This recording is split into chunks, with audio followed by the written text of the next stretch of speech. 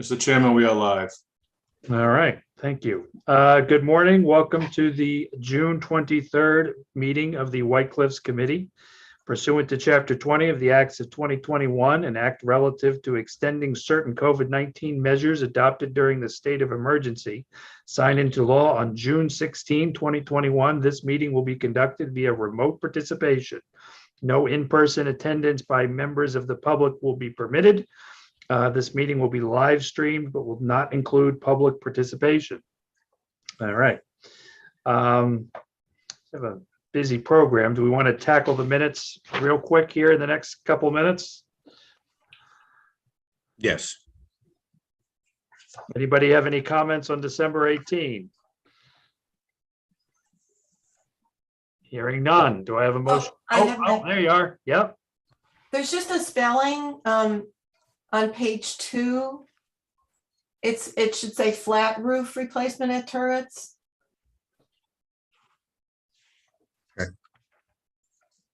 Okay. Do I have a motion to approve the December 18 minutes with that change made? I'll make the motion to accept the December 20th, just the 20th, right? 2022. December 18, 2020. Is it 2022? December 18, 2020 meeting minutes. I'll second. All right. Let's do the roll call vote. Norm, Yes. Julianne, Yes. Yes. I vote yes. Approved. Moving on to May 26th meeting. Those minutes are going to need to wait, Mr. Chairman. Oh, happy to wait on those. All right. Then, do you want to provide an update or a introduction to today's festivities? Sure, I'd be happy to. So on your agenda today is interviewing of consultants. We have 3 consultants coming in for your consideration. At your last meeting, the board or the committee voted to request some additional funds from the Community Preservation Committee. They have remaining administrative funds, and those funds to be used to engage a consultant to help the committee craft a request for proposals, and then to essentially help market our attempt to find hopefully a private sector partner willing to come in and invest in the White Cliffs structure. So we're looking to put a RFP out on the street and to essentially find somebody who can work with us to bring the White Cliffs back into form. So if you recall, I'm going to step back even further for a moment. When we finished the feasibility and reuse study that was completed by the architects DBVW, we determined that a number of options were ruled out just because they were not economically viable. The committee then asked DBVW to look at what we termed a preservation light, which would be what would it look like to get White Cliffs just back open and functioning without restoring it necessarily to its full former glory, but what would it take to get it up to code compliance and be able to be used again. And so we looked at that as an option. From that option, the committee decided that we were going to look at trying to find a partner or partners who would be willing to come in and work with the town to implement that preservation light option and to get White Cliffs essentially back operational, to get the building functioning in a state that could allow people to use it again. And as we talked through that process, the committee decided that we did not have the expertise to do that, that we were going to need some additional consulting services.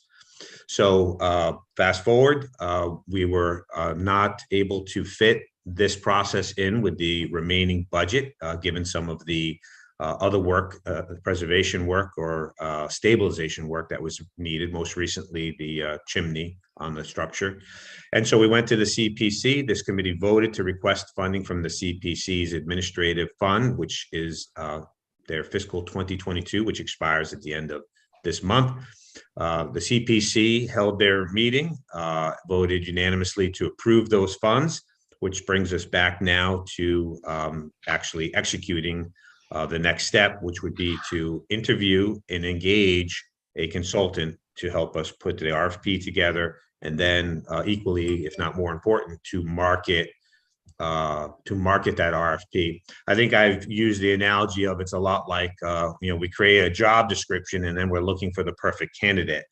It's a rather unique job description. So this RFP is unlike anything else that we've done. It's not a senior center or a fire station or things that we typically do. This is a very unique RFP. So we want to make sure that the RFP gets put together in a way that will attract people, and we don't put something in that would maybe have maybe a private sector partner say, well, because of that requirement, I'm not going to apply. So we want to have that job description essentially, put the best foot forward, and then we essentially need a headhunter to go out there and play matchmaker and find partners or partners that might come in.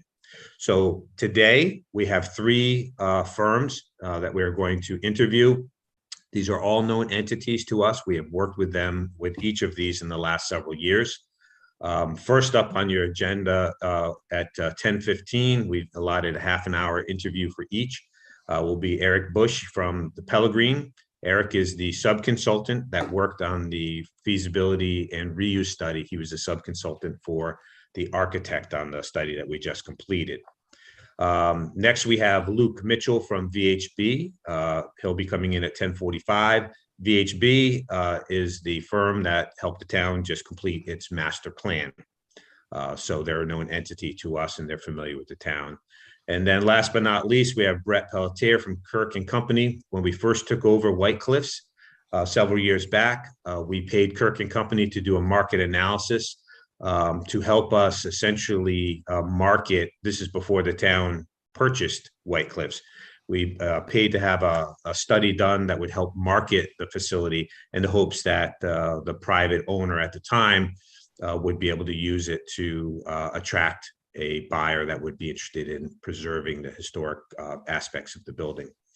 So Norm has done a lot of work over the last 6 months or so, reaching out, trying to contact other potential consultants.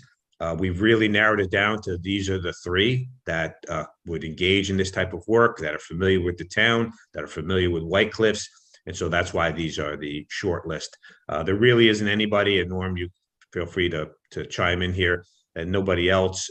Todd as well was involved in some of the initial screening calls with the consultants. There was nobody else that we felt understood our project or would potentially be a match for us. So that's how we came to these 3 particular consultants. So the purpose of today is to interview. You have received their written proposals on how they'd approach the project. We can ask questions afterwards, and what would be in order is following the interviews and the questions. As I said, we don't need to do reference checks. We know all 3. We've reference checked them in the past. What we'd be looking for is a vote for which consultant we would move forward to engage, which would need to take place in the next week or so, and get the engagement letter settled and get them moving forward. So that's what we have on the agenda today. And through the chair, I'm happy to answer any questions before we begin. I'm good. Let's get started. All right, Mr. Chairman, I'll invite in Eric Bush. And I should mention, each of these firms gave you an updated proposal that's in your packet.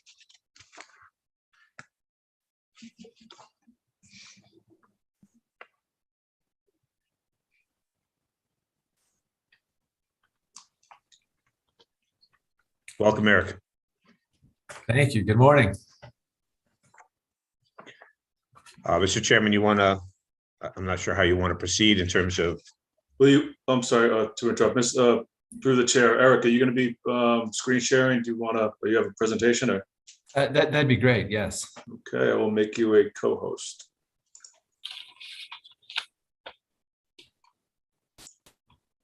You moved. There you are. All right, you should have screen sharing capabilities. Great. You can Shall I go ahead and? get started when you're ready. Yep. Okay, great.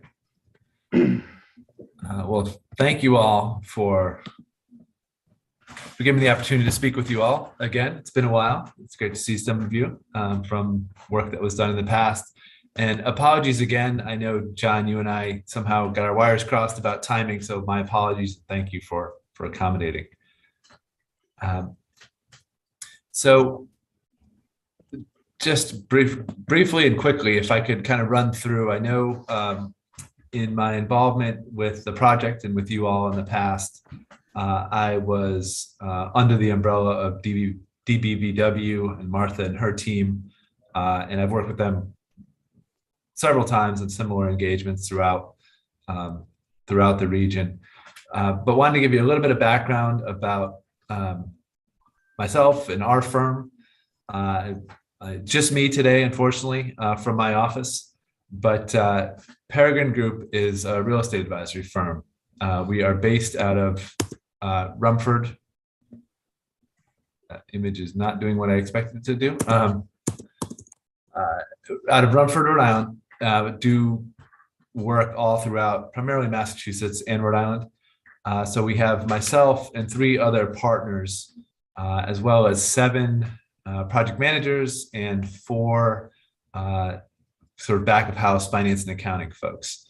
And what we do is real estate advisory work, all the way from kind of early on conceptual planning and strategy, where I spend a lot of my time, all the way through to sort of delivery, through the construction process. We have folks in the team that are experts in construction. We have architects on staff, and then we actually have asset managers. So we like to think of ourselves in our kind of calling card, and our what differentiates us in the market is that we do a lot of project management, we do a lot of financing, but we also manage projects that are complete. So we have a sister property management firm, we have asset management in-house.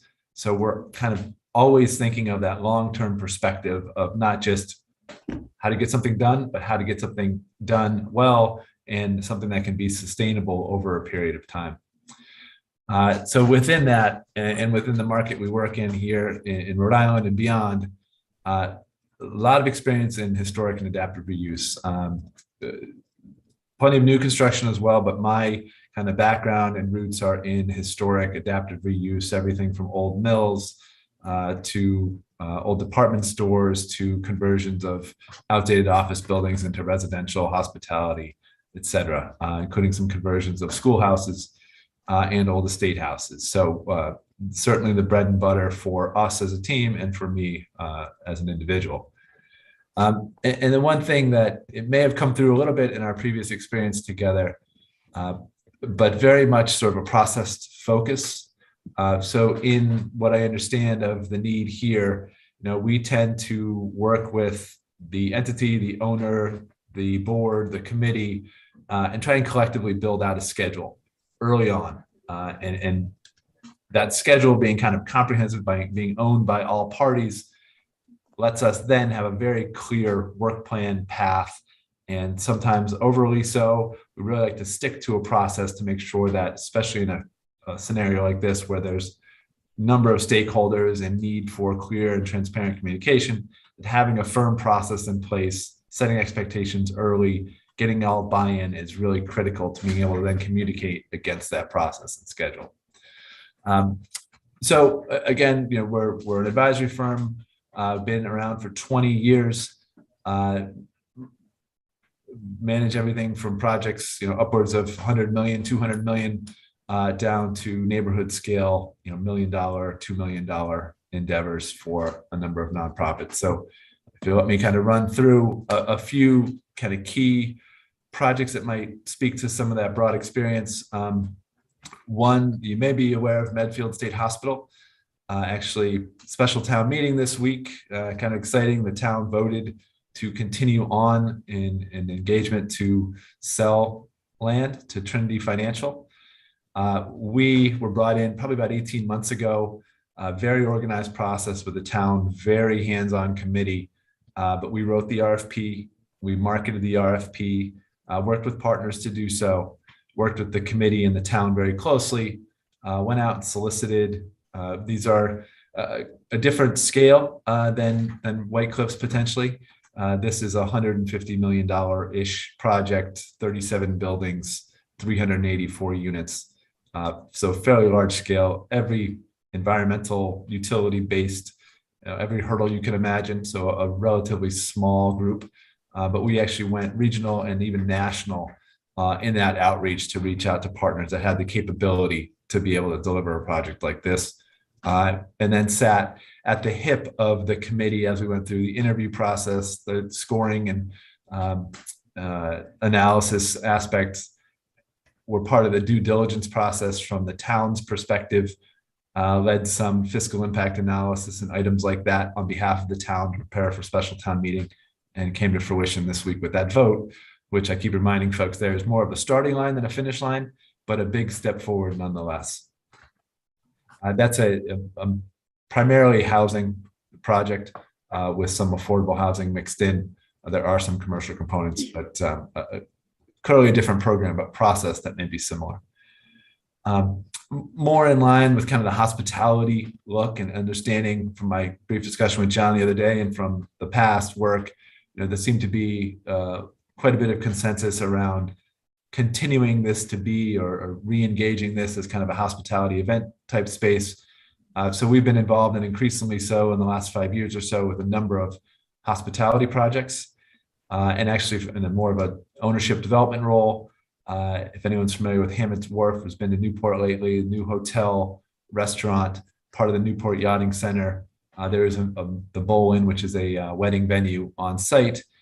We manage the marina, the parcel, have built a hotel, and continue to operate that from an asset management perspective, again, with partners, but as the key driver behind all aspects of it. And it's a very successful hotel, knock on wood so far, opening in June of 2020, not perfect timing for a hotel, but it's done well.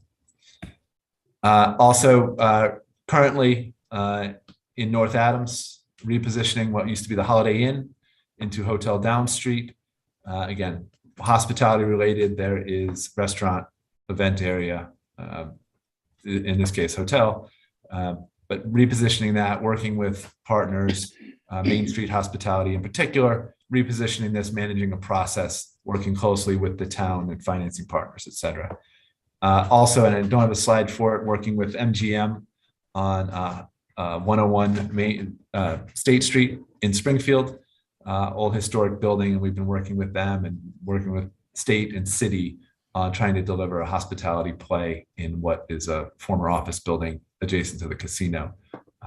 So experience in the hospitality side. Currently, within our portfolio, have 8 or 9 restaurants, including one in Newport, restaurant and event space that was just purchased by a closely held group of Peregrine Group about 2 weeks ago. So we're clearly in that space and understand it and know the bounds of hospitality. Just real quick, and I know I don't have a lot of time here, recent projects are just actually wrapping up. There's a ribbon cutting tomorrow on one of these on Southside Community Land Trust. These are historic properties, both in Providence, that we've been involved with from concept all the way through to now delivery. One is mixed use, several restaurants, some public areas, apartments. Southside Community Land Trust is a nonprofit. So in some ways, it's similar in working with a committee, reporting to a board, being very transparent about a process, and going through a very challenging project with a tight budget to restore what was an old urban barn into now what is a pretty fantastic new location for their operations, a few restaurants, community space, et cetera. So apologies for running through this quickly, but I know the point is to get to questions more so than to listen to me talk. But finally, and I think this is what had come through in some of the discussions we had prior, Peregrine Group has been a house doctor for on-call consultant for mass development for, I believe it's 6 years now.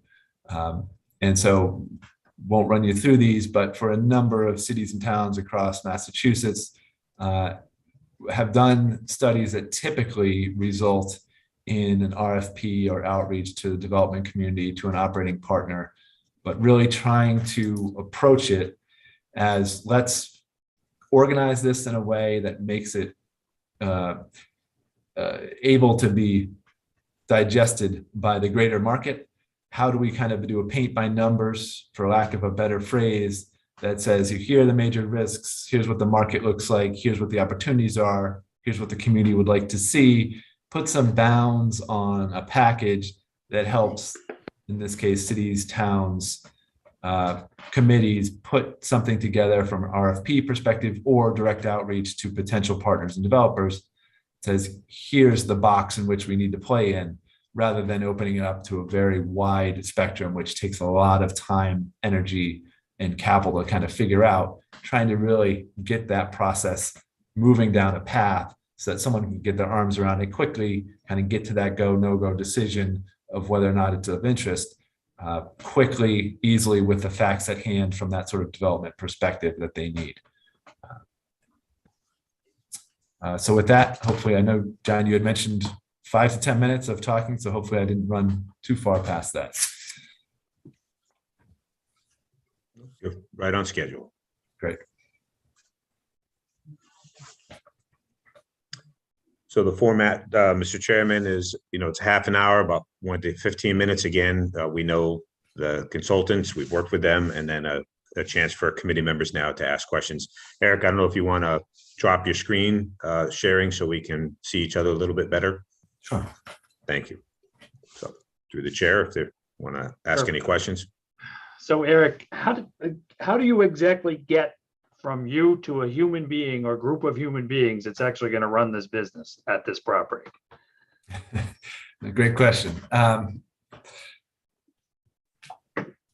think I recall, and I went back through the report yesterday and looked at it, and to be honest, it's been a couple of years, so it wasn't fresh in my mind. But in my mind, and I hope I'm not shooting too much from the hip here, to me, this looks like the path would be more to an operator. And I recall talking about this in the forums previously.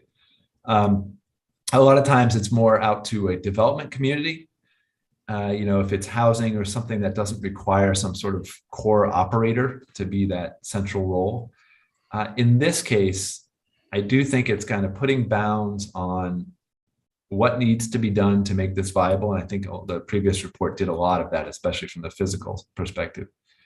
But then getting organized around how do you put this into an attractive, simple package that you can get in front of event operators, folks that understand the industry, how to drive it from sort of the inside out. The development side, and again, I'm opining, which is probably a dangerous thing to do, coming in after a couple of years, but the physical side of it is secondary in my mind. I mean, there's a business that could be operated there. That business can produce revenue streams if someone knows how to run it, how to market it, how to start to get events there and really create some energy, either from a dining perspective or from dining and event perspective. And then the physical side really has to be built around how do you achieve that? So if you think that you can produce X dollars in revenue and traffic per year, the facility you need to do that has these components to it. What does that mean from a cost perspective against the existing condition? I think, and I see it often in a lot of similar efforts, where the thought is to go out to the development community, and sometimes there's RFIs, sometimes there's RFQs. There's sort of that process to say, from a development perspective, how can you do this? And I think in this case, because it is a relatively fairly focused, as I understand it, end goal, I think any developer is either going to come back to, we need an operator, or have to go find their own operator to sort of bring to it to answer those questions that need to be answered to see if it's viable, feasible, and eventually what sources and gap filling sources are needed. And I think that's a major component of this as well. Okay. Who's up? If I may, when you meant, Eric, when you mentioned operator, exactly, it's not clear to me how that works. Could you just spend a minute and explain that better for me? Sure. I think the skill set and the business plan for someone who runs or caters manages, say, weddings or, community events, all the things that bring people and event fees and revenue to a venue is a different model than a development company that would come in, look at either rental income coming off of a property or sale revenue after they improve something. I mean, we're in the development community, we're not all that sophisticated. We look at the bricks and mortar and say, if we invest X dollars in this, is it going to be worth more than what we invested in it? I think in this case, without, again, I'm recalling from years in past and a quick discussion of recent weeks, but without the appetite to sell the property, to develop housing and add density in some of the avenues we went down, I think it comes down to, if you're a development company, if you're a real estate professional, you're looking at this and it has a value. It has the value of what revenue can be created by the use that is desired by the community. So fast forward to the physical work being done and you have a facility that generates revenue because people are coming there and paying fees and paying for dining, et cetera. That sort of dictates what it's worth. And from a development perspective, that's really the cap of it. You can't go beyond that. You can't spend 10 million if it's worth 5. So I think starting with the operator and understanding the business that can be run there, someone who really understands how many weddings a year, what's that price point, how many other events per year, what sort of catering, the blocking and tackling of that business model, I think then dictates the physical side rather than the other way around. Norm, does that answer your question? Pretty much, yes. Mr. Chairman, may I ask a question? So Eric, you mentioned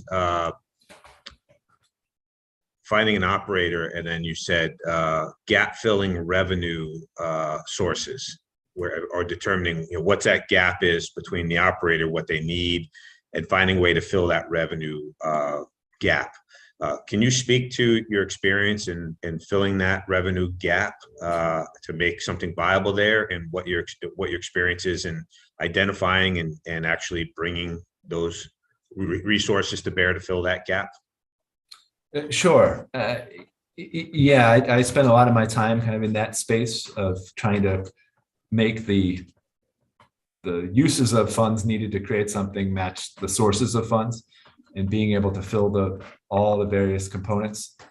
You kind of start with, and I know this is speaking back to that report from years ago, but you start with how much debt and equity, kind of the traditional sources, can be supported by the use.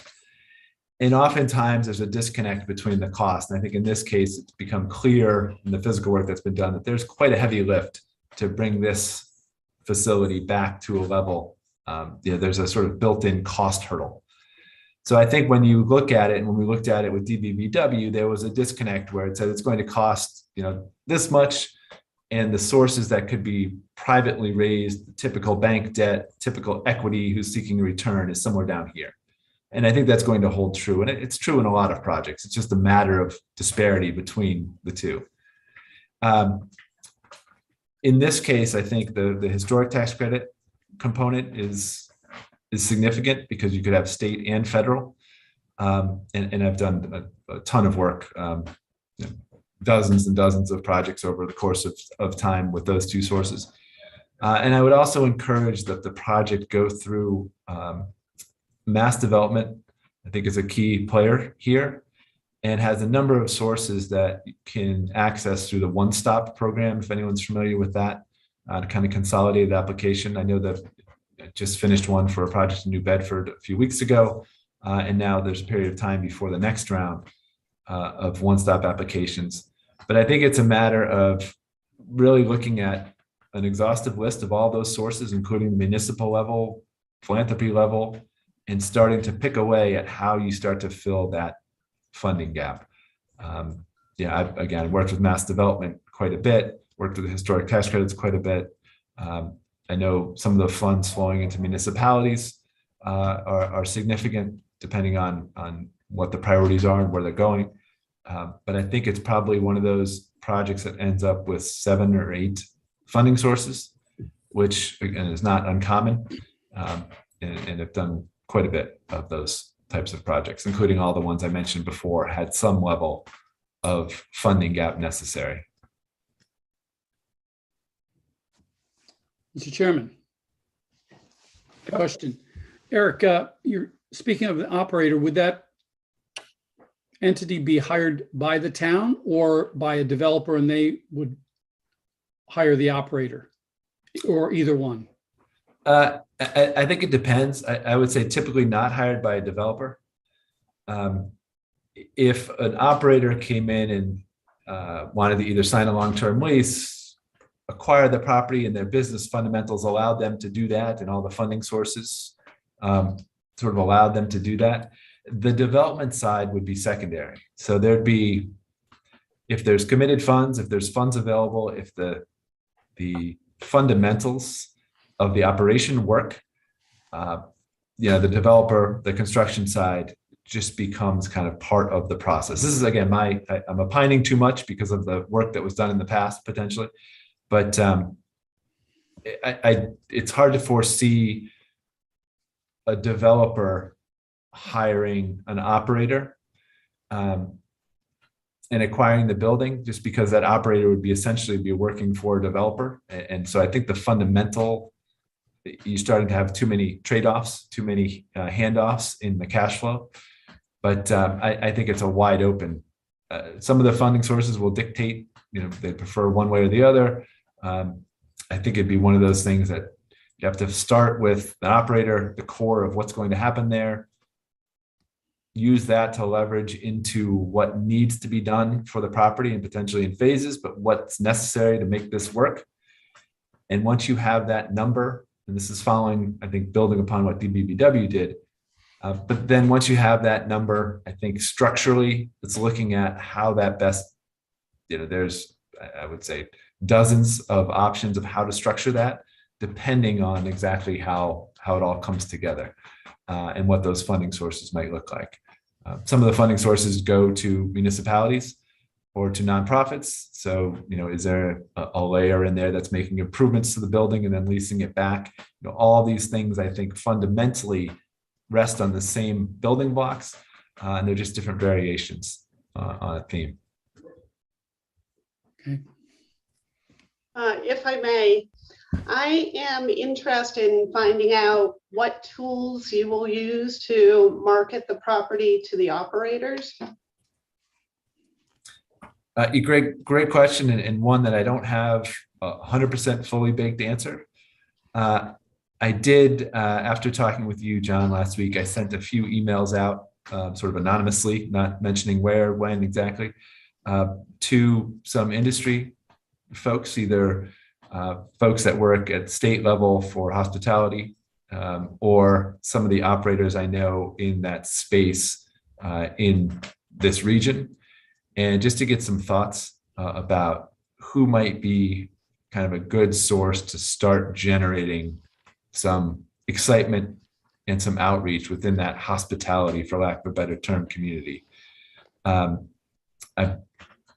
have some of my folks in the office. I have a team member that previously worked for the governor's office in Massachusetts, was the director of the MassWorks program.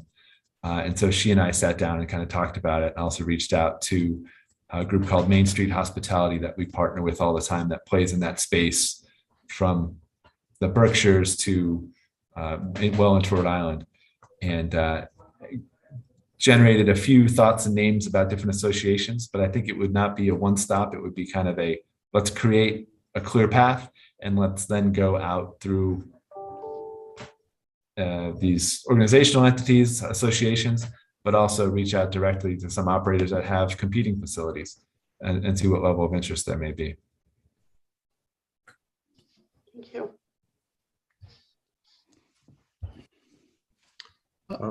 One little quick question, Eric. You're familiar with the building, and there's a lot of documentation generated by the architects in terms of drawings and photographs. Is there anything missing from the current documentation that we need to provide for you to perform and put together your packages? And not that I can recall. as I search my memory here, I do know there were some assumptions about utilities and things that would need to be figured out eventually. But I don't think, I think there's sufficient information there. Again, I think this is a high level discussion that looks at market data, looks at the location, looks at the potential, generates some excitement, and then starts to reach out to these operators in a systematic way from a timing perspective, but really lots of, I would imagine, informal conversations to start to inform what other information is needed to generate more and more interest. I know that's not a great answer, but I do think there's a little bit of that first round of informal or directional conversations that might help really inform a process rather than coming up with a process in sort of a vacuum and going out to a market with an RFP for development. I think that would, again, my opinion, would probably not meet expectations. I think it'd be worth several weeks of kind of informal directional conversations with folks, and then trying to tailor a package that once people have that socialized idea of there's something about this and this market that's of interest and they're going to send a package, I think we shape that package a little bit, and it's not a 50-page document, it's a 3-page document that gives them a sense of what this opportunity could be, bullets about the market, bullets about the town, and really starts a whole bunch of dialogue. Thank you. Eric, you mentioned a couple times the process and timelines. Can you give us some sense of what the timeline would look like and where we would, how long it would take to get to where it is we think we want to be? I love this. I'm asking you how long does it take to get to where we want to be, and we don't know really exactly where we want to be. But just in terms of the, just if you can shout, in terms of development of the RFP process, then there's a marketing, and then there's assessment and a decision. You know, in your mind, is that a 3-month, a 6-month, a 12, a 24-month process? Like what does that look like? Yeah, in my mind, without knowing enough to speak intelligently about it, but of what the goals are exactly. But I think it's more of a 3-month process. And again, I know there's some procurement constraints, for lack of a better term, but I do think that upfront, the first month or so, I think it would be important to be sort of nimble, conversational, directional, to help inform the right path for the more formal process. Is that you see that more with the committee, or more informal, you kind of doing market research on your own? I think it's more doing market research. Okay. Talking to some of those potential targets from an operations perspective, talking to some of the associations. And so I do think that the broader picture question, John, my guess would be it's probably 3 months to get something out from a formal perspective. But I think at least I'm throwing out opinions as if I know more than I do, and I don't mean to do that. It's a dangerous place to be, but my guess is this wouldn't be an RFP process that asks someone to come back with a fully baked set of design, development, engineering, and architectural documents and a fully baked budget. And I think it would be more about a conceptual approach, order of magnitude. It would be on that front end with so many questions I don't think you could answer without a respondent being at your hip. So for example, at Medfield, a very different project, and I acknowledge that, very different level, I think of, and this is of sophistication in terms of the fact that if someone's coming in to do a $150 million project that is as hairy and complicated as that one, you're dealing with a team of folks that has done this before, as opposed to someone who might run 2 or 3 wedding venues and, you know, a different scale.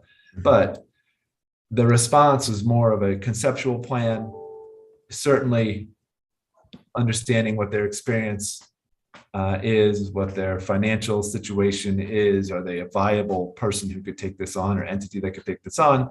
Order of magnitude numbers, rough conceptual schedule of what they see to get from where the start of the conversation is to the finished product.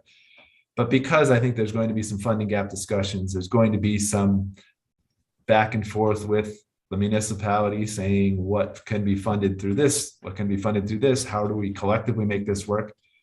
I think it's probably a process that identifies who that operator is, their general plan, their wherewithal and ability to complete that, and then some level of a commitment that lets it be a process to move from that point forward through now more detailed, that gives you more chances to vet the process, gives them confidence to be able to spend some money and move down that path into greater understanding of design engineering, greater understanding of the market, greater understanding of the financing available.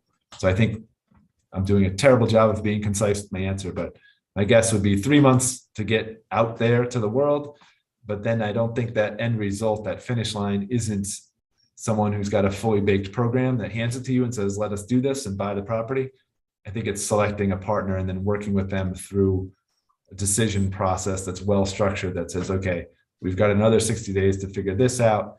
At that point, we can either, part ways or continue on. Then we've got another decision point. So it's more of that process related, because there's a lot of moving parts to this.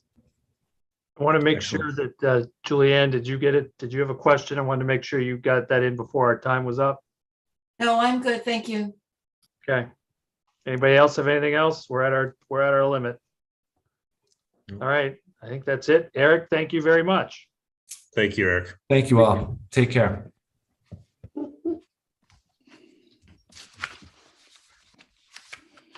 So Chairman, we have Luke Mitchell available to come in. Welcome into the party. All right, he is on his way.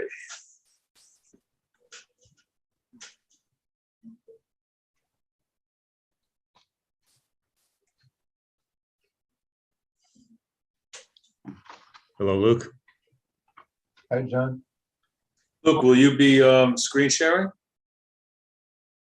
I don't think so. Okay. No plans to.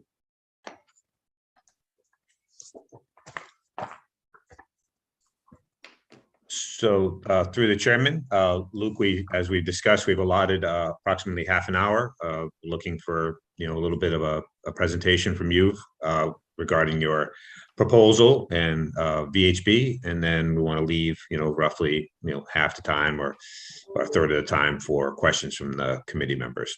So I'll turn it over to you. Thanks. So thanks everybody for taking a little time this morning.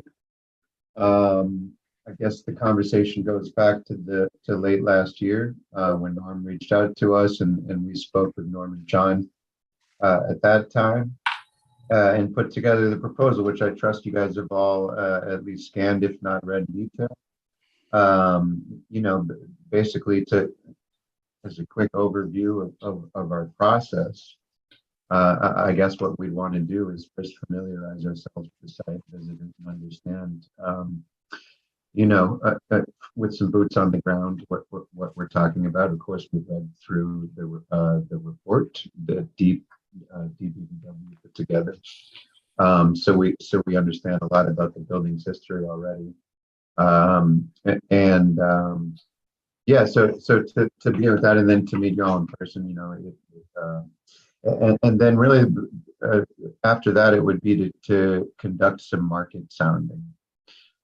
This is something that we've done in the past, and that has successful outcomes in terms of, at this point, we're casting a wide net and figuring out what your real options are in terms of disposing of this asset. And nobody knows better than the market in terms of what the real value of a property is, or what can be done with it. So I understand that with DPVW and the team that I think VHB was a part of a few years back, I wasn't involved with that project, by the way. But I understand that at that time, you did cast a wide net conceptually. You spoke about all sorts of different types of reuse options for the building, including stuff that the building has already been used for previously in terms of event space or things like that, or offices for the town. So it seems to me that having gone through that exercise, you'll be able to do a quick sort of process of elimination of a few of those building uses, which I think John and Norm we discussed previously. And so I wouldn't want to revisit or relitigate that entire conversation, given that you've already gone through it. But at the same time, I think that if we can identify, I think we had specified 5 developers in our proposal. If we can work to identify that 5 developers with experience in this space with this type of asset, then I'd hate to prejudice those calls in advance and say we want to focus on X, Y, Z. We can give them an introduction and let them know what you've already been through.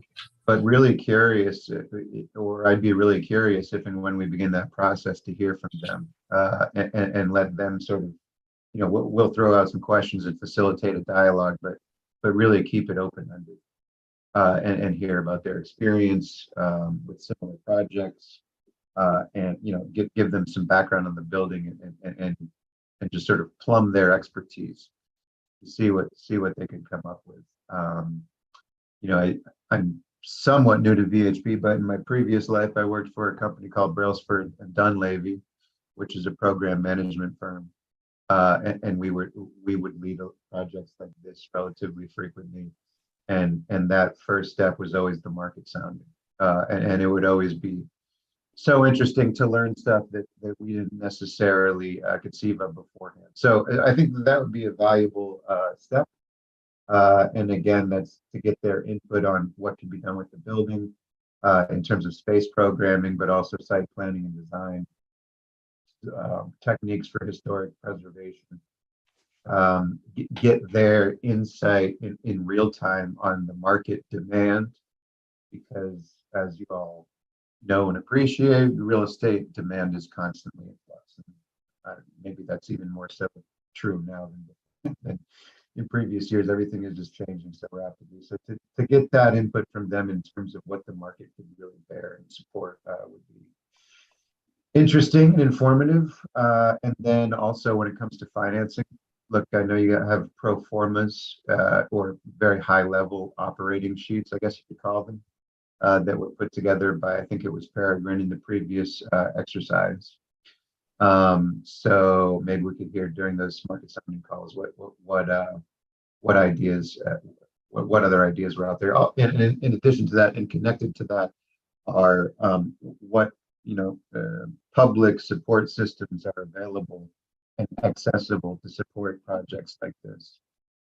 There's certain programs that most of you and I know of already, but maybe there's some out there that we don't know of, or maybe there's some nuances to the ones we do know about that we don't yet understand or appreciate.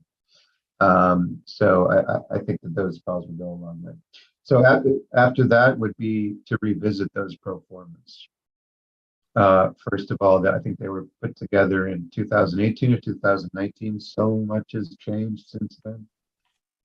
So even if we were to stick with the exact same format of those pro formas, you're going to have to revisit all the assumptions that were plugged into it, for the costs of materials, the costs of labor, as well as the availability of public support dollars. I'd say the costs of materials and labor obviously are going to be a little more painful than they were 3-4 years ago, but maybe beginning to balance that out is that the availability of public dollars has, at least in, without looking too deeply at this context, I think it's increased since then, especially in the last year or two. There's a lot of federal dollars coming down the pike to support all manner of public projects.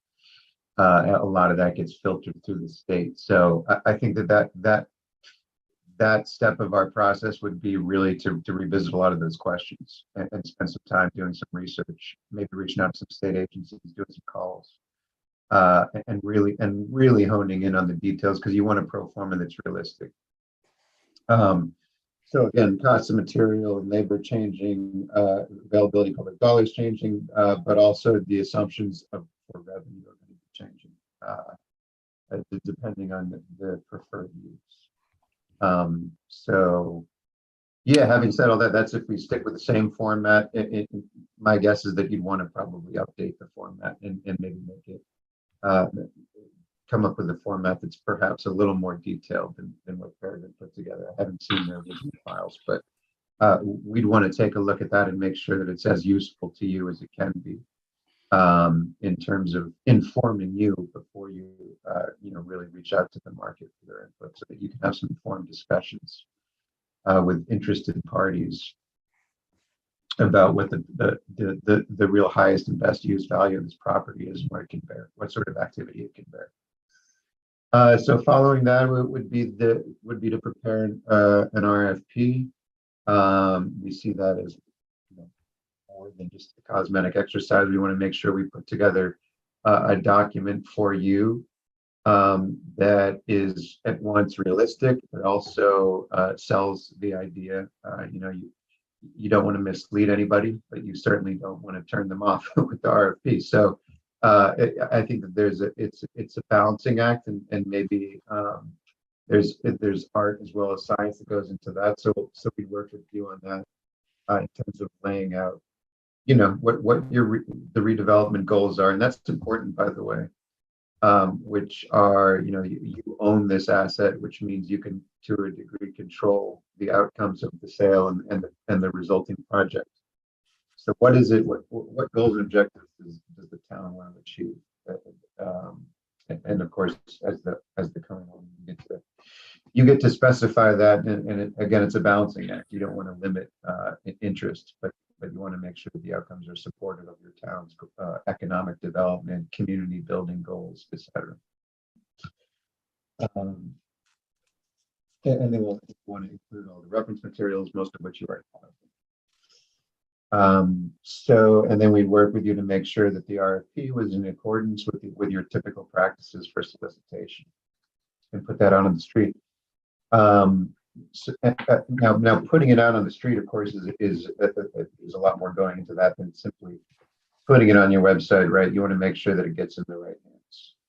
So that is something that we'd advise you on as well. VHB is a sizable company of 30 offices, 2,000 people, and we have offices around Massachusetts. So we can cast a wide net internally. To get a sense of developers that we're working with. We work with a lot of developers, and we have a pretty significant network. So if and when we move forward with this part of it, then that would mean I'm tapping into our network and touching base with project managers across the state, particularly in the region, of course. And putting together that list with you, and hopefully with some input from you guys as well. You guys might know some developers that we don't. I see that all these pieces are collaborative, but really we want to make sure that we get a good list of developers with experience in the space, just so that all this hard work we're going to do on this RFP, just want to get it in front of these people, so that if there's somebody out there who would be interested in something, just want to make sure it gets in front of them. So that's that. And then other than that, the last task we have in our proposal is simply project administration and check-in meetings. It simply means we want to stay closely connected with you on this. And we'll I think once we kick things off and get started, it's a matter of finding the right rhythm in terms of the timetable you're trying to achieve. And making sure that we don't have more meetings than we need, but having them as productive as possible. And yeah, that's an outline of the scope. In terms of our experience, again, VHB is a large company. I work in the planning and urban design team in Watertown, which is VHB's headquarters. We work on public projects. We work on private sector projects. Really where I work in the planning and urban design team, we're at the nexus of those two things. I do a lot of work for developers. I do a lot of work for municipalities and state agencies. Projects like this are interesting to me because they represent, again, that nexus of the public interest and private interest. How can you formulate and advance a project that's beneficial to the town as well as the development, as well as to your private sector partner? Okay, I think we should move over to questions now. Anybody have a burning question they want to pose to Luke right off the bat?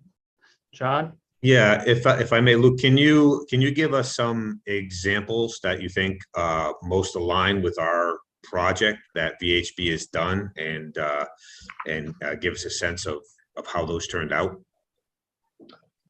Yeah, so I'd say a recent one, it was for DCAM, a state agency that owns a whole lot of assets throughout the state. They own a property out in Pittsfield called the Allen House. So similar to White Cliffs in terms of, it's a historic property. It's one of their it's one of the most challenging assets in their inventory. That's how they started the project, by letting us know that it's been vacant for 30 years, but it goes back to the 19th century. And I guess what reminds me the most of White Cliffs with Allen House is that they've had such a hard time advancing the project. There's a lot of challenges to the site. There's a lot of challenges in the real estate market in Pittsfield, and they're facing really significant deferred maintenance issues, possibly worse than what you're dealing with at White Cliffs. They brought us on a little, probably the work that we did for them was similar to what DPW's team did for you. We started out by basically what we were doing was coming up with site concept plans. And they had a limited amount of dollars to spend on the project, so we didn't end up getting into quantifying the costs, the development costs and things like that. But what we wanted to give them was a vision that they could sell to the development community. And that phase of our assignment is done.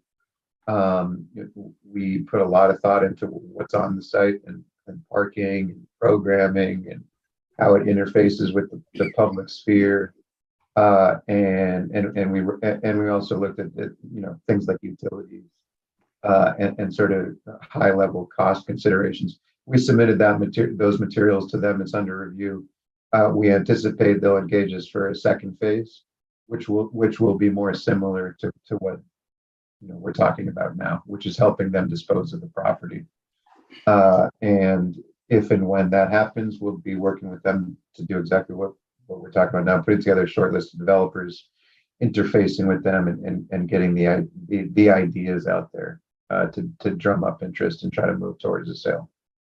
In terms of other experience, I think you guys know Nicole Benjamin Ma, or some of you do. She works in cultural resources here at VHB. Unfortunately, she couldn't join this morning, but she works on historic properties. That's what she does. So she's worked on hundreds of historic properties throughout the state over the years. She has an encyclopedic knowledge of historic tax credit programs and other types of public dollars that can be tapped into for stuff like this, and has worked on a lot of projects that have been disposed of. So she'd be a great resource as well. Other experience I'd point to is, again, stuff that I've done before I arrived at VHB, but that was working for institutional clients in a program management capacity, and putting together projects, helping them to put together a vision for project, space program, financial pro formas, and in many cases moving forward to owners rep services. In other words, attending owner architect contractor meetings on site throughout construction. So yeah, two things. Mr. Chairman, I have a quick follow-up on that, if I could. Luca, are you, is VHB a house doctor for DCAM, or was that a competitive selection? We're house doctor. Okay, House doctor for DCAM, house doctor for mass development.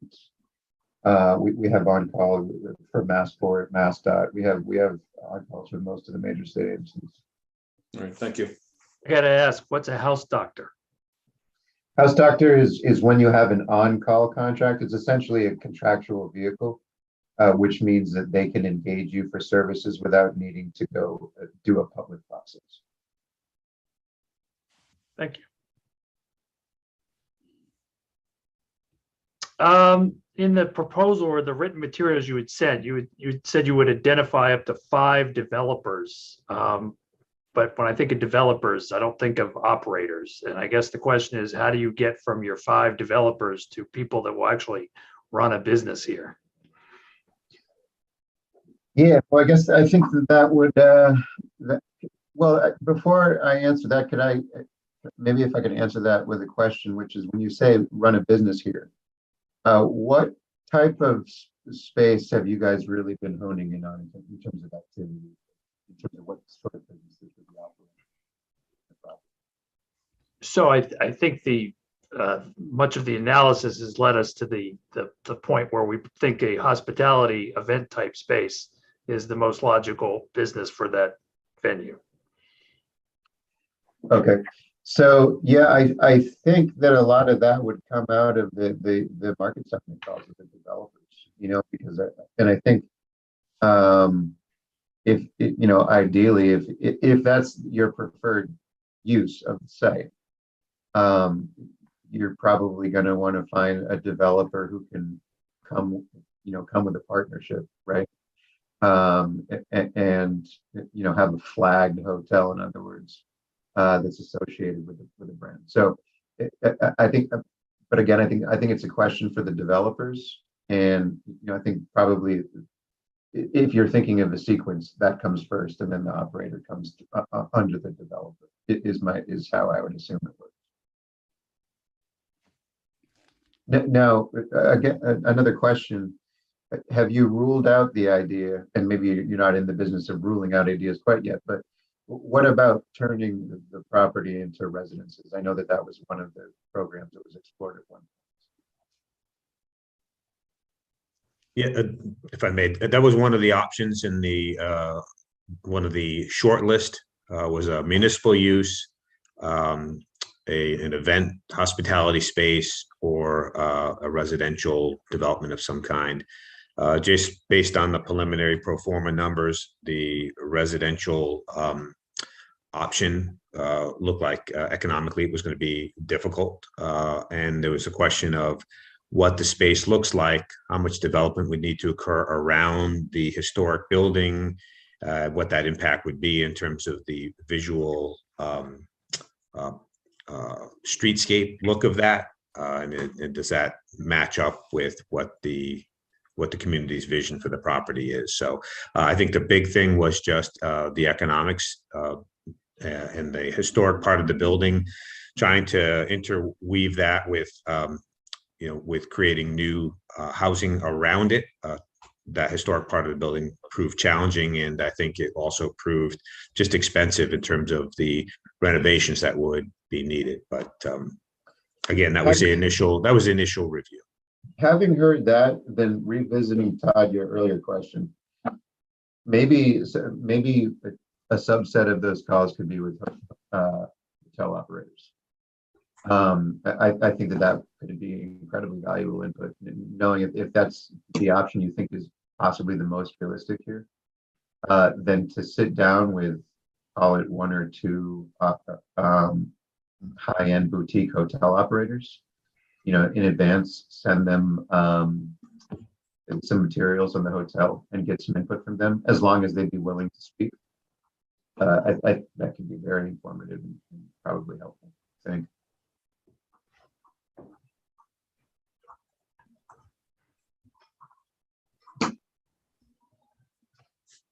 Okay. Anybody else? Just a quick question, Luke.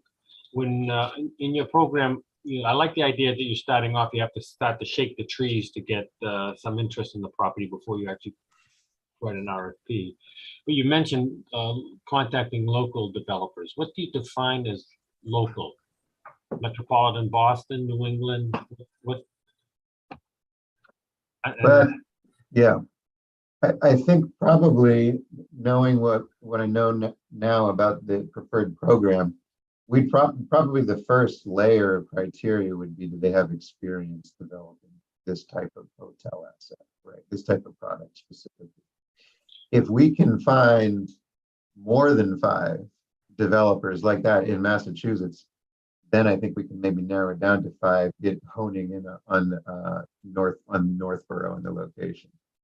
I think more important than the location of where they're based is probably experience with that asset type.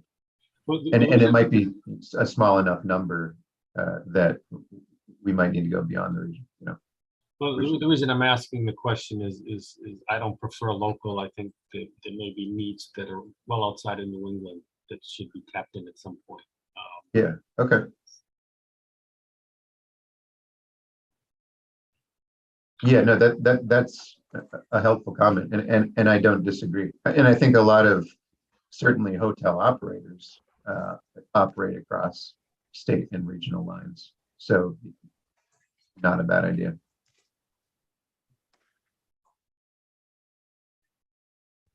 All right, anybody else? Hearing none. Luke, thank you for your time. Absolutely, thank you all. Take care, Luke. you. Thank you very much. Thanks, Luke. Thanks. All right, Mr. Chairman, I just need to step out for one moment. Sure.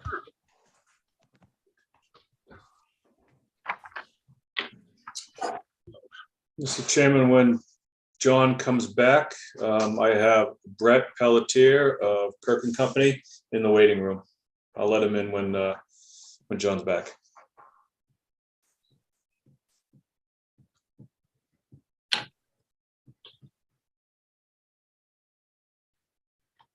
The final contestant on The Price is Right. That is right.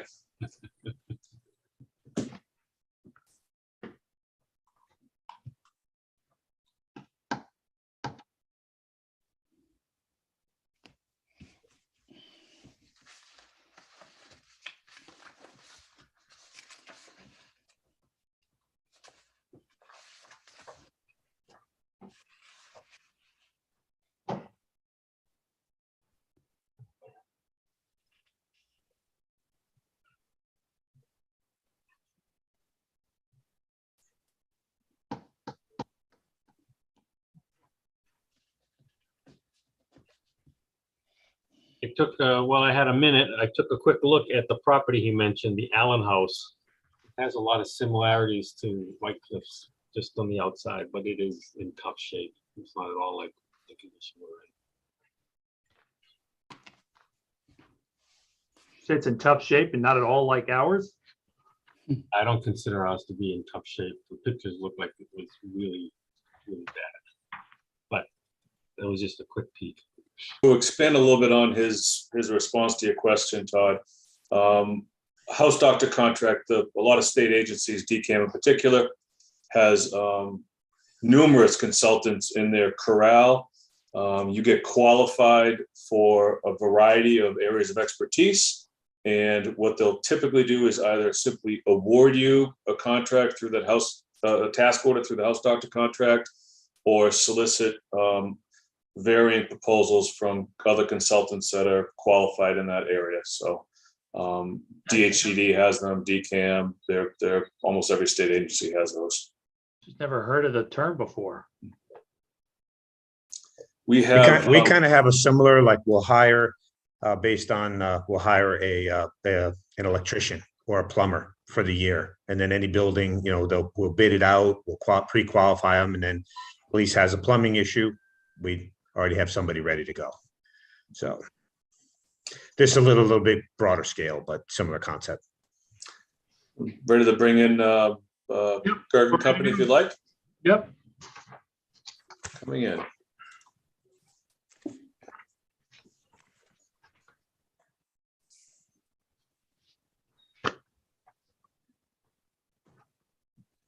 Hello, Brett. How are you? Hi, Brett. Brett, will you be looking to share screen? I hadn't planned on it. Okay. So, if we may, through the chair, begin. Brett, we've allotted about a half an hour. We're looking for about 15 minutes or so of you just kind of explaining a little bit about the company, but mostly about your approach to the project. The committee has your proposal in advance of the meeting, and then we want to leave some time for some questions. And so I know you are somewhat familiar with the property. Just reminding the committee members and anybody who may be viewing, we did engage Kirk and Company to do a full market analysis for us on trying to help market this property originally. And this is before the town took it over, when there was the potential out there floated that the building might be demolished. We're trying to assist the private owner and the realtor who was marketing it with some additional information to help show the potential viability for different uses. And we engaged Kirk Company to do that report for us. It's up on the website if anybody would like to see it. So with that intro, we'll hand it over to you, Brett. Thanks, John. Thank you for inviting me and talking with me about this over the last few weeks. As John said, I was involved in some very preliminary work that was done early on in the town's involvement with White Cliffs. And boy, that was, I think, 2016, 2017, something like that. It was seems like a million years ago, but fantastic property. Obviously, you all know that. It's why you're so engaged with it. So I'll talk about the company a little bit. Kirk and Company's been around for about 30 years, give or take. David Kirk and myself are the principals. We are a real estate consulting firm specializing in three main areas: affordable housing, historic preservation and adaptive reuse, and community development. So those three boxes are kind of where we keep our work to, and I see this as sort of fitting into the two latter boxes. It's just obviously it's an adaptive reuse scenario of a historic building, but it's got a community development aspect of it too, because it is let's call it a curious use profile. It is a unique building. It is not something that is cookie cutter like a mill or an old school building that you can really copy and paste a former model onto. So it has some unique community development challenge to it. So I won't go too into detail. You've got my bio and the background of the firm and whatnot. As I understand it, you have three main tasks in this exercise. The first is to draft an RFP. The second is to get it out on the street. And the third is to evaluate the responses. The second two, the floating it onto the street and evaluating the responses, are really sort of pro forma. Those are the easy ones. If you set your criteria up properly, you check boxes and you fill out forms and you score criteria in a way that's standardized. It's not that difficult. The big challenge you face, as I understand it, in speaking to John, is drafting the RFP, is getting to a place where you can create an RFP that is actionable, that's going to get response from the development community, that's going to be you're going to signal there's seriousness of intent by the town to find a partner or a developer or someone to work with you on this project, and that it's going to be structured in such a way that garners that interest and that seriousness from the development community as well. And so that's where I think the majority of the exercise, the thinking exercise and the doing exercise in this project is, that you really need to refine with the help of everybody that's involved in this and your consultant, refine your objectives, get them on paper, and start to create a plan that is both responsive to the community's needs, but also responsive to the information that you're going to get from the development community. in advance of floating an RFP. And my approach is always to, it's never to have an RFP in hand and then go to the community and say, here you go, respond to this. It is to, in advance of that drafting, in advance of that issuance, talk to people who are engaged in this work and say, where are the pinch points? Where are the opportunities? What do you look for? What are you specifically looking out for that you don't want to see? What's going to kill your interest in responding to an RFP? Because these things take time and they take energy and they take money from companies to really do a good job in presenting a community with a vision and something that is competitive. And if the community is has put out an RFP that is overly broad, let's say, then it can be a struggle for developers to really refine what they think the town or the city is going to want. If you put it out too specifically and too restrictive, it could put them into a place where they're not interested because it doesn't fit into their box, and you've reduced your potential pool. And so we want to make sure we understand what that is in advance, because really, in my experience, the most successful RFPs are the ones that have some flexibility built into them, because you get one real bite at this apple. I've been involved in, I'm embarrassed to say, because I have been involved in too many situations where the community said, you know what, we can just go out a second time, or we can go out a third time. I worked with a town that they brought me in on their 6th RFP. And they were saying, well, we got 10 responses the first time. We didn't like any of them. Now we're on our 6th and we only got 1 response and it's terrible. Yes, that is what happens. If you go out too many times, or you start, modifying so extremely, the development community is going to shake their head and go, I don't know what these guys want, and I don't know how to give it to them. And I'm not going to spend a tremendous amount of time, because I'm looking back at the minutes and they've sent out 5 or 6 RFPs already on this over the last 3 years. They're not serious about this process. And even if they are, they don't know what they want, because they can't get it on paper and get anybody to respond to it.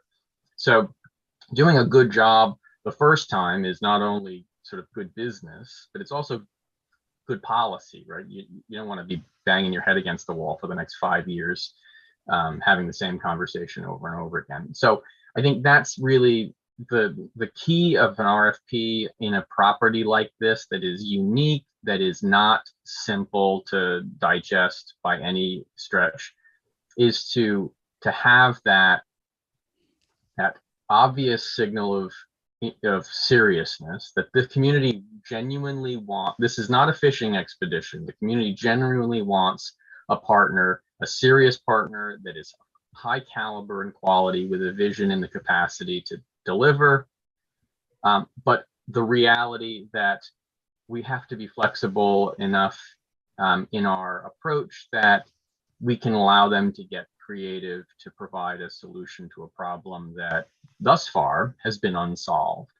And that's a balance. It's a delicate balance. Like I said, you don't want to say, give us whatever you can think of, because that's not productive. But you also don't want to say, we want X, we will consider X use and nothing else. And then you potentially restrict yourself. So there's a happy medium in between. That is the long and the short of the RFP process for these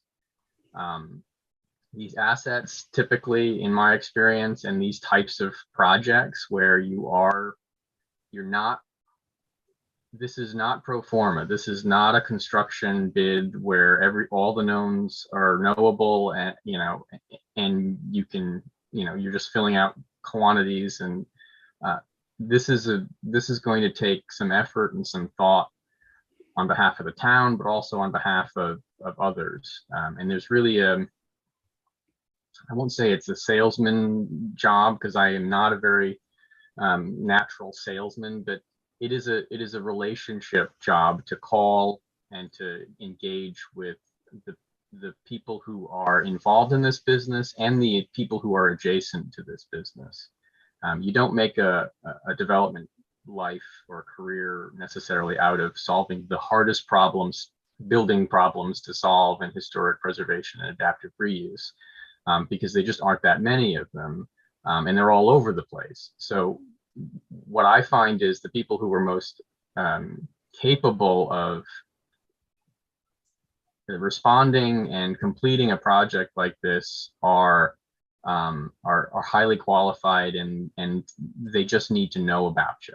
They just need to know that you're there, and they may not be from the region. They may not be from New England. You know, there's no sort of mold for this. So I'll stop there, and happy to answer any questions. I know your time is precious.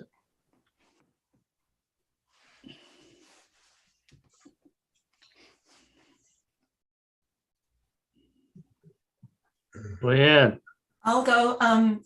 Well, thanks, Brad, for coming today. So just to clarify, you would see your role as the person who would take our vision of all the wonderful things that this building could be and help us put it into reality. Is that Sort of. My job oftentimes is to tell clients that things aren't the dreams that they have, while worthy and beautiful, are a stretch sometimes, and that's a really important tool. There's no sense in you guys going out to RFP to say we'd like, you know, a boutique hotel, and the market says a boutique hotel is not the profile that we can get financed. It's not the profile that we can physically build, etc. And so we want to know those things in advance, and that's where a lot of that due diligence is, to say I can test your assumptions and your vision and all those sorts of things in advance of going to RFP. Because what I don't think you want to do is to say we'd be considering an event venue, we'd be considering housing, we'd be considering office, because if I'm a developer and I'm looking at an RFP, I'm going to say, if they're considering everything and anything, what do they want, and what is going to be acceptable to them? And not only acceptable, but what are they going to be on fire about? What do they really want? And especially with communities, that matters. You know, the developers don't want to come to a town meeting and you know, the pitchforks and the shovels from neighbors and citizens alike come out. That's not a place where they want to be. So they want to be providing vision that matches the community's vision. And the easier it is to match those things up, I think, the better. But yes, ultimately, it is to take what you all have as institutional knowledge and touch points with the community and the work you've already done over the years, and turn that into something that is commercially viable.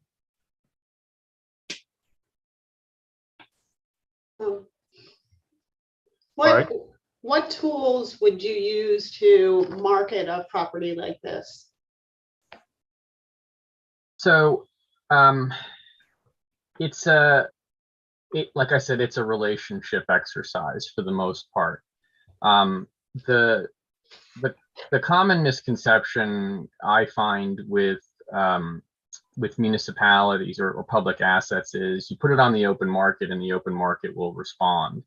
For the most part, the people that you want to respond to this and you need to respond to this aren't actively looking at Northborough for real estate development opportunities. It's unlikely that that's the case. It's more likely that they're in their little community, which the historic preservation and adaptive reuse community is pretty small and pretty cloistered. So you just have to get into their circles. And there are a handful of, I say, you know, historic preservation adjacent organizations or industries. That's the historic tax credit industry. That's the advisory industry for, you know, so the public archaeology laboratory. That's the historic easement people who engage in historic easement arrangements. It's the consultants that work on architectural surveys and things like that for these properties. They are going to be very powerful tools and very powerful partners for you guys to reach out to. whomever you hire, to say, who fits this? Who should I call? Who should I talk to? I'm going to have a list of people that I know that do this work, but I need to know if there's somebody in, that does this sort of thing. These are all, and I'll say these projects are all bespoke. None of them look like the last one that you saw. So, when I do this enough where towns say, well, just give us examples of what the last few were, and we'll look at schools, churches, old buildings that have no obvious use. Find a bespoke solution that often involves more entrepreneurial effort than real estate effort. Food incubator laboratories, co-working spaces, private libraries, lots of different things that they come out of art galleries. They come out of more of an entrepreneurial effort than anything else.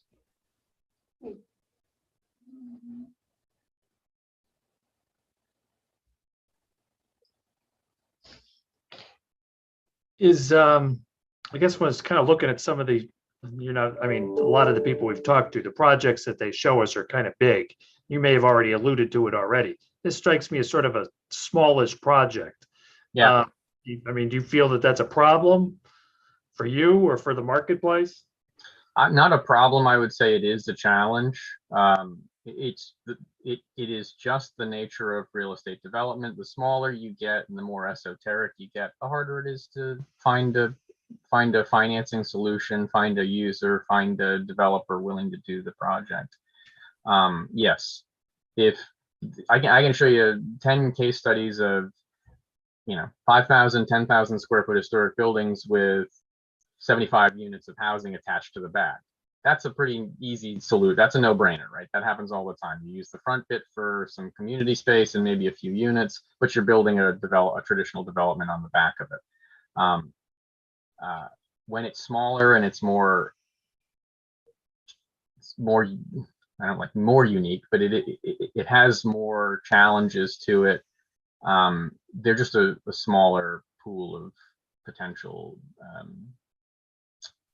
users or developers. I'm trying to remember how much upland is on the site. It's not a tremendous amount, so probably 7 acres. It's about 7.5 acres. So that's flexible. There's flexibility there, certainly, that opens up to additional. But I think of those uses as those are real estate, those are housing developers, or those are whatever you want to call them, developers that also work in the historic preservation and adaptive reuse space, and they fit that model. That may be possible here, and that may garner some interest, certainly. But I would say that the larger the project, generally the easier it is to bring attention to it from a larger development community and a capital source community. Not a problem, just something you have to pay attention to and be realistic about.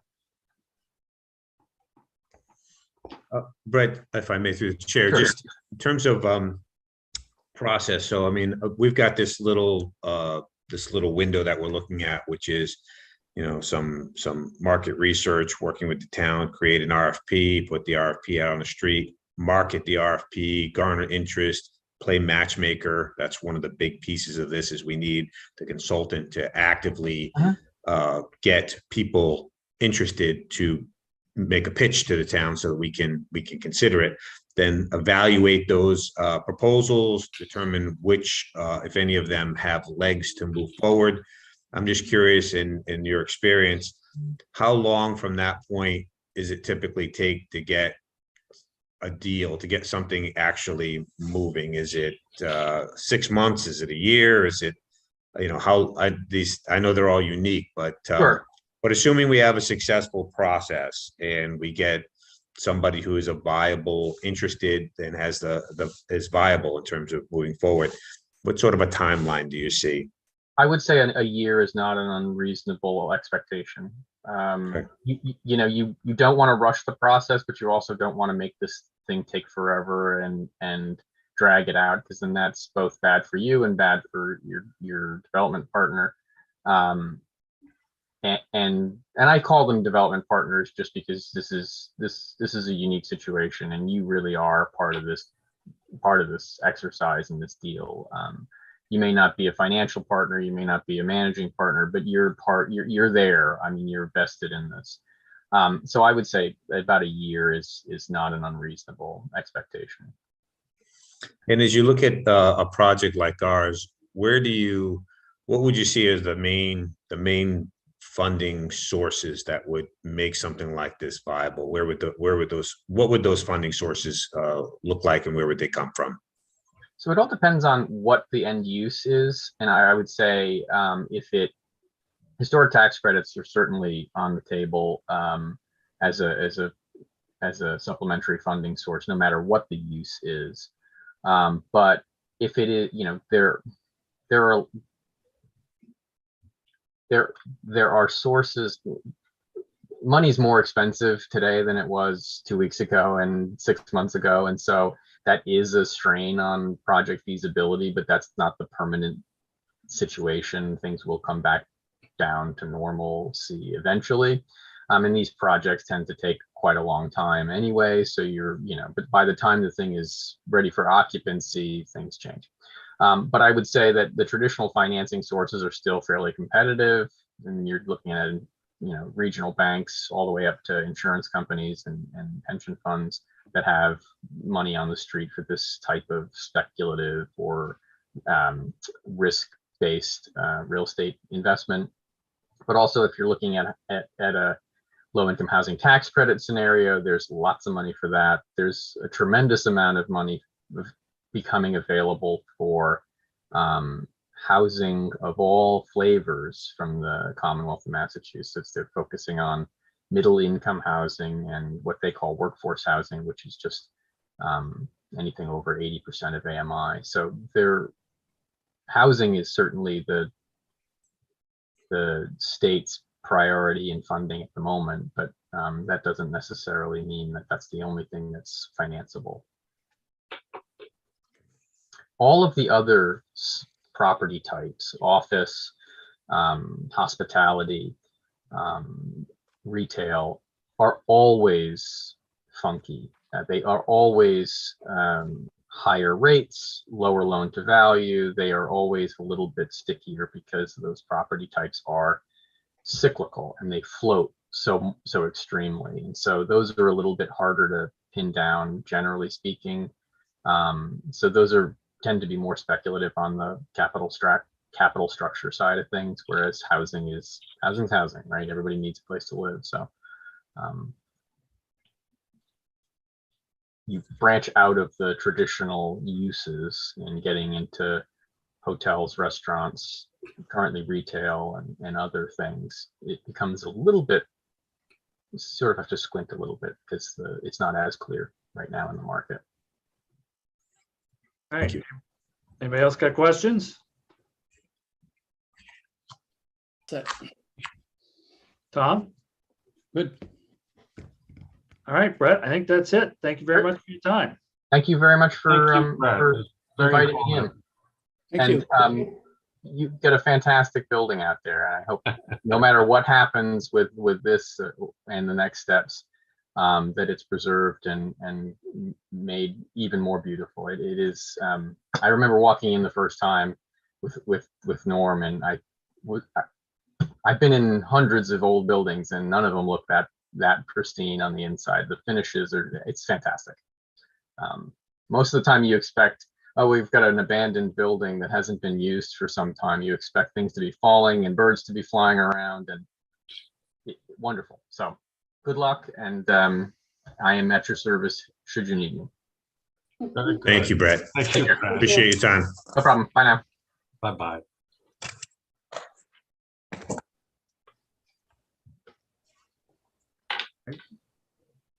John, are there any rules for what we're about to do next?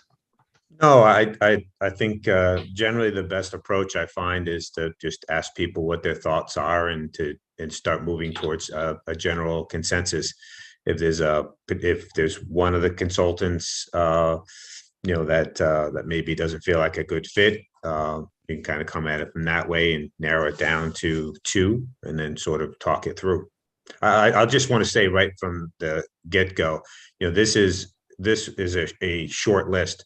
You cannot go horribly wrong with any one of these. And so we're in a very good position that we've got 3 excellent consultants that all know the town, have all been involved in the planning aspects of our community for the last couple of years. And I think can do a great job for us. It's just a matter of degrees of who we think is maybe the better fit for maybe what aspects of this project we want to emphasize. So Okay, maybe just go around and get Around the people's horn. initials, thoughts. Julianne, I'm starting with you.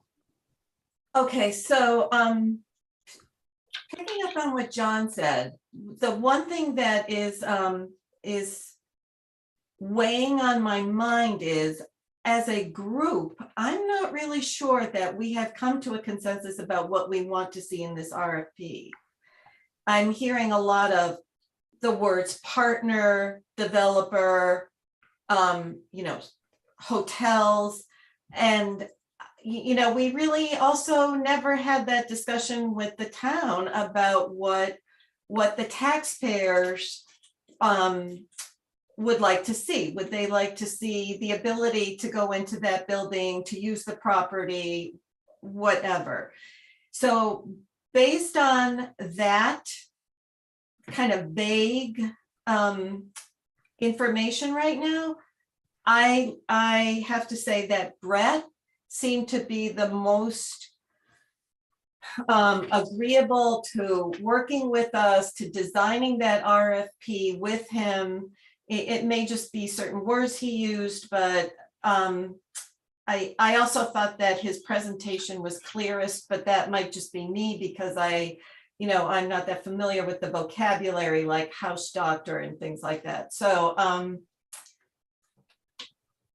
that's my opinion right now. You want to throw out a second horse in your race? I'm sorry? Do you want to give me a second choice just so we have it?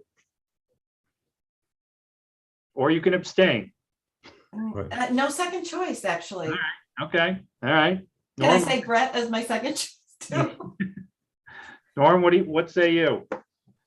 Well, I agree with John. We're fortunate to have 3 possibilities here that are all realistic and could do some good work. The thing that I've noticed that came to me clear is the 2 that have worked with us in the past on that building, Eric and Brett, they have a huge advantage because they know the building already, and I think that's key. To be honest, Eric came across as a lot better than his proposal. I learned a lot from his discussion. I liked him. I liked what he was saying, but I found Brett was a pleasant surprise. I did not expect him to be so informative. So if I had a choice of 1 and 2, I'd lean toward Brett at this point. With Eric being number 2. With Eric, yes, being number 2. Again, my bias is just they know the building. They don't have to start from scratch with the building. All right, Tom? Yeah, I agree. They're all very capable firms. When I originally reviewed the proposals, I thought VHB's outline of the process and the detail of the steps was stronger than the other 2. However, Luke was the weakest presenter, didn't really display the firm's strengths, and he didn't really look at us. So, and I was very impressed with both Brett and Eric in there. They seem to be very embedded in this historic readapting, and they know the building. And I think Brett's compliment towards the building, certainly I'm sympathetic to. So I would put Brett as number 1 and Eric as number 2. But I want them to adopt VHB's outline of services. All right, Laurie? I actually agree. My top choice was Brett. I did also appreciate his comment at the end, his recognition of, the beauty and the assets that the building displays, how special it is. I also spent a little bit of time online, and I think that they have quite a bit of experience working with historic buildings, historic reuse. And so I would expect that they would bring that expertise to bear on this building. So that's my top choice. And I would agree that the second choice would be Peregrine, Eric. Okay, John? Again, echoing what we heard, I think the two were Peregrine and Kirk and Company, just by virtue of their experience. And the thing that was, and VHB, like I said, we've got multiple contracts with VHB ongoing now. They're a great firm, and we've had great experience with them. It's the uniqueness of this. The thing that I think is built into both Eric and Brett's proposals is the ability to market this. It's like coming up with a job description for hiring somebody, as I've said many times, but somebody's got to find you that person to fit that unique job description. And the people that have the expertise in the real estate component of it and move ideally in the circles of adaptive reuses and historic preservation, I think have an advantage over that.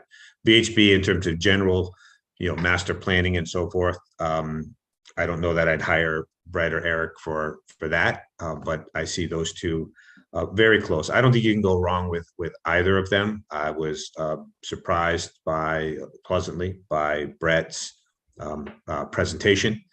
I don't think you can go horribly wrong with either of them. I have them pretty close, but I'm happy to go with Brett and Kirk and Company. I think he for the sort of, I don't want to say the 11th hour here, but his last presentation, his proposal was not just a cookie cutter. He put a lot of thought into it, unique to Northborough in our situation. And when people put that extra effort in specifically for your project, it shows a level of interest that typically, in my experience, comes out the other side in terms of the quality what you get. So probably a long answer to say that I would agree with everybody, but I don't think, again, you can't go horribly wrong with either of those.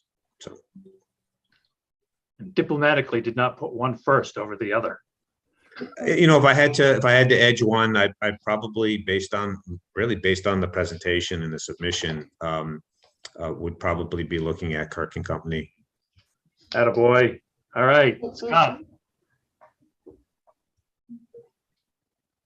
One other thing, if I just to mention, is we had Peregrine, who did a lot of work for us and did those performers.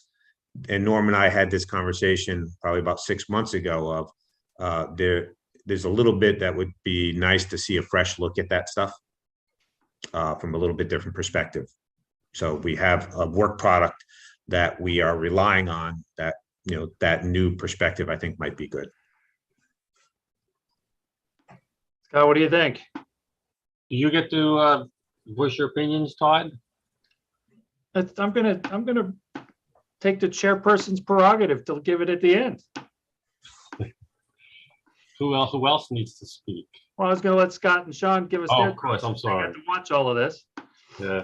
I'll be brief and go a little off track. I had Brett and Eric nose and nose right through to the end. One thing that I was surprised that Brett didn't touch on that Eric did was the fiscal gap that's going to present itself with any developer that comes forward, and the fact that Eric understood that the most likely way to close that gap is through numerous funding avenues as opposed to one or two. I would have expected Brett to probably have watched the YouTube video while he was waiting and maybe picked up on a couple highlights. There really wasn't a lot of Brett highlighting quality comments that Eric made. But again, they were there for me. They were nose to nose, a photo finish. The fact that Eric has that institutional knowledge of the property, and also identified the fact that the gap is big, and regardless of what pro forma you use, there's going to be a lot of resources to bear in order to close that gap. So it's a coin toss, but calling in the air, I would have go with Eric. Sean? So I'm going to echo a lot of what everybody else has said. I think those two were the clear-cut favorites. The one thing that I liked about Peregrine was Eric talking about how we need to identify an operator at the same time or before we operate a developer, because from our previous meetings, I got the impression that we're moving in the hospitality direction, whereas Eric was geared more towards, it seemed like, real estate or housing development. So if that's going to be the approach, I think Eric understood that a little bit better. But again, I don't think we would go wrong either way, but I would probably pick Peregrine as well, and then have Kirk as my number 2. All right. Well, Scott and Sean here have shaken my confidence a bit. And although I'm not going to be swayed by Brett sucking up to us at the end, I'm going to, I think he had the best presentation. But Scott really was a close second. And the reasons I had him down originally is probably going to be the favorite was the reason you two gentlemen just articulated. The focus on the operator and the cost delta.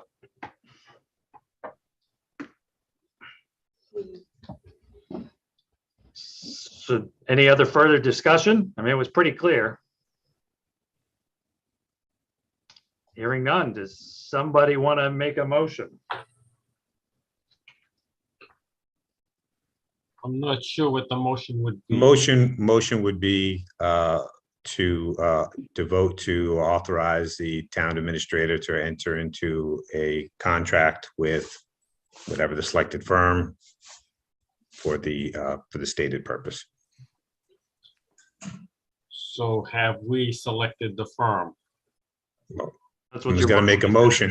You're gonna pick one of them. I'll move that that Kirk and Company be contacted by the town administrator to enter into a contract to develop the RFP for White Cliffs. Shall I add to that, or? I think that's sufficient. I'll second it. In terms of discussion, just putting out there for folks who may be viewing this from home that don't have the background on this, we have a set budget. So we tried to make it this as simple as possible, and talking with the consultants roughly what they think the budget would be. That budget is $32,000 for this phase. That was the request that was made of the Community Preservation Committee. So essentially, we are comparing apples to apples. So for that amount of money, their proposals are within that funding scope. That way, we don't have a case of somebody saying they can do all sorts of things, but it's $100,000. So we are comparing apples to apples in terms of the budget, and we're looking at what's the best fit for us and most bang for the buck that we can get for this phase from these consultants, just so we're clear. So the budget is already set. All right, we have a motion that's been made and seconded. Do we have any other further discussion on that? Hearing none, let's do a roll call vote. Julianne? Aye. Norm? Aye. Tom? Aye. I vote aye as well. Motion carries. That takes care of that. All right, it says here on the agenda, we're going to talk about a next meeting date. At this point, why don't we circle back? We'll get the contract squared away. And then the next meeting, I assume, is going to be with the selected consultant to start talking about putting the RFP process. So I'm sure they're going to want to meet with the committee, get a better handle on priorities and and have that discussion. So might be premature for us to select a meeting date till we know what their availability is and get a couple things on the table. The key here is what we're looking at is obviously we want to get this thing rolling as soon as we can through the summer. So to put us in the best position in the fall to start having some discussions about, potentially talking about where we are for upcoming town meeting. So. Okay, I agree. It was on the script, so I read it. Well, Yep. Well, we didn't. I didn't know if the committee had some burning desire to meet for something, so we put it well, on I there. just want to give it, excuse me, I do want to give a heads up here. I think we're due for a meeting that just talks about some activities that we've been working on and some questions. So for example, Laurie, myself, and Julianne have visited places and talked to people, and we've got some communications out there trying to understand how other organizations work. Plus, we, an update on what's been done with White Cliffs. Last time we mentioned what we were funding, but we know the chimney's been repaired, but what's the status of some other things? I mean, I can put a list together of probably 8 to 10 different topics that are loose ends that we keep pushing forward. How do we address the zoning on the building? You should have some of these discussions and just put everything on the table. I don't think we need to make decisions, but I just think we need to start thinking some thoughts about other topics in addition to what we're driving for now with this. So I would like to have a meeting that would just be dedicated to these topics and not be tried to piggyback on one of these meetings with the developer. So that's my 2 cents on that. I would agree with that, and also add to that list that we we really should hash out what we want to see in that RFP. And so I think a meeting like that would be really helpful. I do think that the whole reason we're hiring these people is they will help us hash out what we want. Yeah, that's an exercise to be done with the consultants, not consultants, not on our own. My hands on that. But I'm just so I'd be kind of hoping to have a meeting in a month's time. I just feel like we haven't got together and talked about a bunch of little topics, obviously, for a long time. I'd like to have a meeting for that, if everybody's in agreement. Fine with me. I mean, I'm not gonna stand in the way of more input, right? I don't know. Can we do that without having a chaperone? I mean, John, you don't necessarily need to be part of that. If we can, I mean, if there's a clear agenda item, then, and the board and the committee wants to meet, then we can schedule a meeting. You want to pick some dates? Just need to be clear about what time. I think Norm, I think you would need to put together a proposed agenda is what we would talk about, so we can focus our minds. Yeah, but we're in vacation season, so exactly. I would put a stake in the ground. Exactly. So you want a date first or an agenda first? Well, Pick a date. pick a date, and then we'll. Something 3 weeks from now makes sense. That's the week of July 18th. I think my math right. Or the week before, the week of July 11th, but anybody around, nobody available? I'm sorry, Norm, what are you looking at? July 14th? Is that what you said? The week of July 18th or the July 11th. I'll be away from the 8th to the 17th. I could do the week of the 18th. I can do the week of the 18th, except for the 21st. That's better for me too, the week of the 18th. All right. What, how about the 19th? It's a Tuesday. Would have to be in the afternoon. the 20th? You're looking at the 20th? Wednesday? I can do something I can do something 20th. That work for everybody? Yep. All right, let me do something on the 20th, morning or afternoon. I'm hoping an hour is more than enough. It's just, I think there's a lot of loose ends we just should put on the table and talk about. We'll I don't grant know. Can people do 2 PM? Does that work? It's fine. Yes, 2 PM on the 20th. Okay, sold. And I'll put a list of things together and I'll run them by you, Todd. How's that? Okay. All right. Thank you. All right. Any other business before we conclude? Yes, so based on the fact that we are, that we need some money to, to keep the building at least from falling into more disrepair. I had a conversation with the charitable foundation at Smith and Wesson. It was a very, very preliminary talk. I explained that we have this building and they were, the person to whom I spoke was not negative. In fact, they were a little bit interested because it's one of the few properties left of the, the founders of Smith and Wesson. But I didn't get into any details. I didn't go any further than just finding out what their charitable foundation funds. And I mean, we all know that they fund a lot of healthcare things out in Springfield, but there is interest if you want me to get more details. Sure. All right. Good Okay, plan. thanks. Anything else from anybody else? Anything Hearing else none, today? do I have a motion to adjourn?